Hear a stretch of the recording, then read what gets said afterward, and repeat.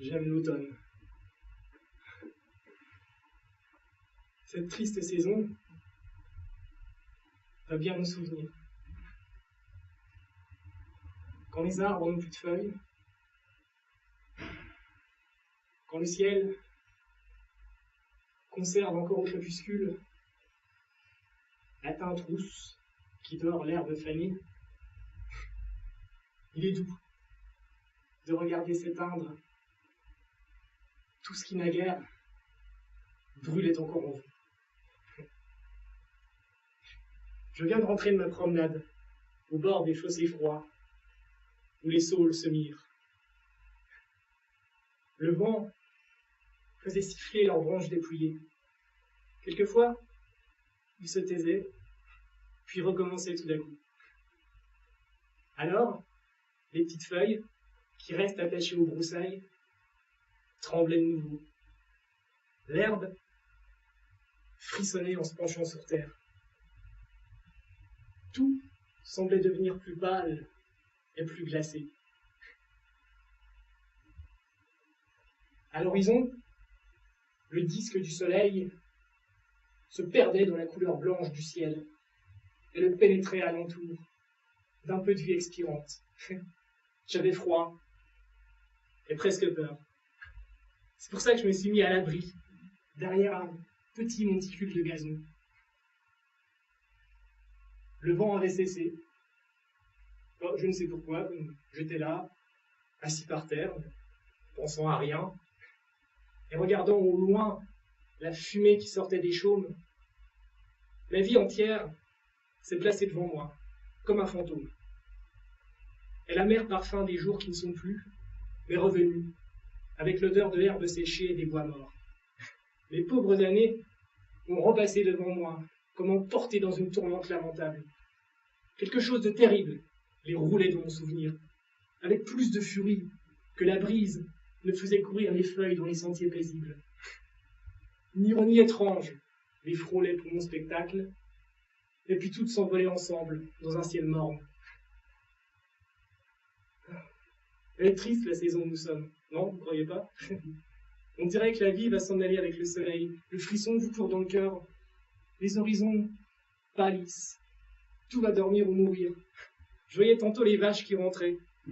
Elles beuglaient en se tournant vers le couchant. Le petit garçon, qui les chassait avec son habit de toile, grelottait. Les lumières des maisons s'allumaient dans la vallée. Et la lune, l'astre de la rosée, l'astre des pleurs, commençait à se découvrir et à montrer sa pâle figure.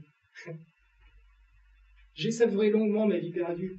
Je me suis dit avec joie que ma jeunesse était passée, car c'est une joie. Oui, de sentir le froid vous venir dans le cœur, et de pouvoir dire le tâton de la main, comme un foyer qui brûle encore, il ne brûle plus. J'ai repassé lentement dans toutes les choses de ma vie. Idées, passions, jours d'emportement, battements d'espoir, déchirements d'angoisse. J'ai tout vu. Comme un homme qui visite les catacombes et qui regarde lentement, des deux côtés, des morts rangés après des morts. À compter les années, cependant, il n'y a pas longtemps que je suis né. Mais j'ai à moi des souvenirs nombreux dont je me sens accablé, comme le sont les vieillards de tous les jours qui ont vécu. Il me semble quelquefois que j'ai duré pendant des siècles et que mon être renferme les débris de 1000 existences passées. Pourquoi cela? Ai-je aimé? Ai-je haï? Ai-je cherché quelque chose? J'en doute encore. J'ai vécu en dehors de tout mouvement, de toute action, sans me remuer, ni pour la gloire, ni pour le plaisir, ni pour la science, ni pour l'argent. De tout ce qui va suivre, personne n'a rien su. Et ceux qui me voyaient chaque jour, pas plus que les autres, ils étaient par rapport à moi, sur le lit, sur lequel je dors et qui ne sait rien de mes songes. Et d'ailleurs, le cœur de l'homme n'est-il pas une énorme solitude où nul ne pénètre? Les passions qui y viennent sont comme les voyageurs dans le désert du Sahara. Elles y meurent, étouffées, et leurs cris ne sont point entendus au-delà. De toute façon, dès le collège, j'étais triste. Je m'y ennuyais, je m'épuisais des désirs. Bon, certes, j'avais d'ardentes aspirations vers une existence insensée et agitée. Je rêvais les passions, j'aurais voulu toutes les avoir. Derrière la 20e année, il y avait pour moi tout un monde de lumière, de parfums. La vie m'apparaissait de loin, avec des splendeurs et des bruits triomphaux. C'était comme dans les contes de fées, des galeries, les unes après les autres, où les diamants ruissellent sous le feu des lustres d'or. Un nom magique fait rouler sur leurs gonds les portes enchantées. Et à mesure qu'on avance, l'œil plonge dans des perspectives magnifiques, dont l'éblouissement fait sourire et fermer les yeux. Vaguement donc, je convoitais quelque chose de splendide, que je n'aurais su formuler par aucun mot, ni préciser dans ma pensée sous aucune forme, mais dont j'avais néanmoins le désir positif, incessant. J'ai toujours aimé les choses brillantes. Enfant déjà, je me poussais à la porte des charlatans pour voir les galons rouges des domestiques à la bride de leurs chevaux.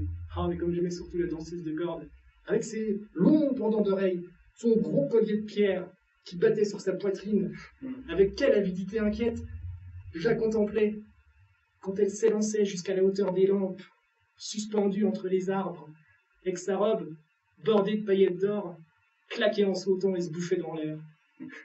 Ce sont là les premières femmes que j'ai aimées. Mon esprit se tourmentait en songeant à ses cuisses de forme étrange, si bien serrées dans des pantalons roses, à ses bras souples, qu'elles faisaient craquer en se renversant en arrière. La femme, que je tâchais déjà de deviner, bon, il n'est pas d'âge où on y songe, enfant, nous palpons avec une sensualité naïve la gorge des grandes filles qui nous embrassent et qui nous tiennent dans leurs bras. À 10 ans, on rêve à l'amour, à 15, il vous arrive, à 60, on le garde encore. Et si les morts songent à quelque chose de leur tombeau, c'est à gagner sous terre la tombe qui est proche pour soulever le suaire de les trépasser et se mêler à son sommeil. La femme était donc pour moi un mystère attrayant qui troublait ma pauvre tête d'enfant. À ce que j'éprouvais lorsqu'une de celles-ci venait à fixer ses yeux sur moi, je sentais déjà qu'il y avait quelque chose de fatal dans ce regard émouvant qui fait fondre les volontés humaines. Et j'en étais à la fois charmé et épouvanté.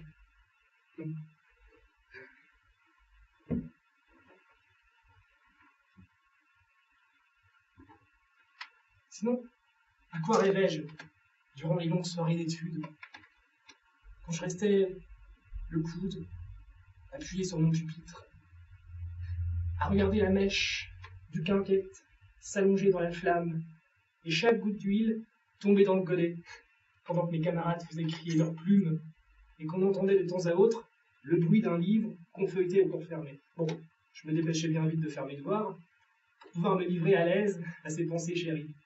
En effet, je me promettais d'avance, avec tout l'attrait d'un plaisir réel. Je commençais déjà par me forcer à y songer comme un poète qui veut créer quelque chose et provoquer l'inspiration.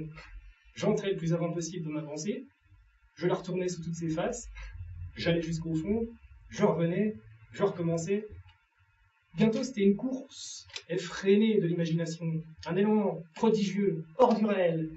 Je me faisais des aventures, je m'arrangeais des histoires, je me bâtissais des palais, je me logeais comme un empereur, et à la fin, je me les jetais à saut sur le chemin que je devais parcourir.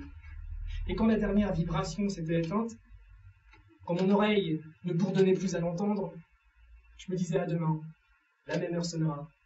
Mais demain, ce sera un jour de moins, un jour de plus. Vers là-bas, vers ce but qui brille, vers ce soleil dont les rayons m'inondent, et que je toucherai alors des mains. Je me disais que c'était bien long à venir. Alors je me croisais les bras, et je me couchais presque en pleurant.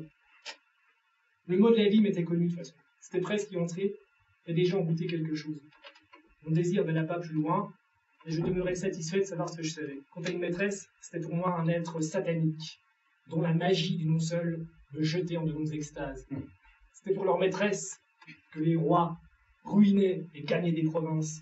Pour elle, on tissait les tapis de l'Inde, on ciselait le marbre, on tournait l'or, on remuait le monde. Une maîtresse a des esclaves, généralement avec des éventails de plumes, pour chasser les moucherons. Quand elle dort, sur des sofas de satin, des éléphants chargés de présents attendent qu'elle s'éveille. Des palanquins qui la portent mollement au bord des fontaines. Elle siège sur des trônes dans une atmosphère rayonnante et embaumée.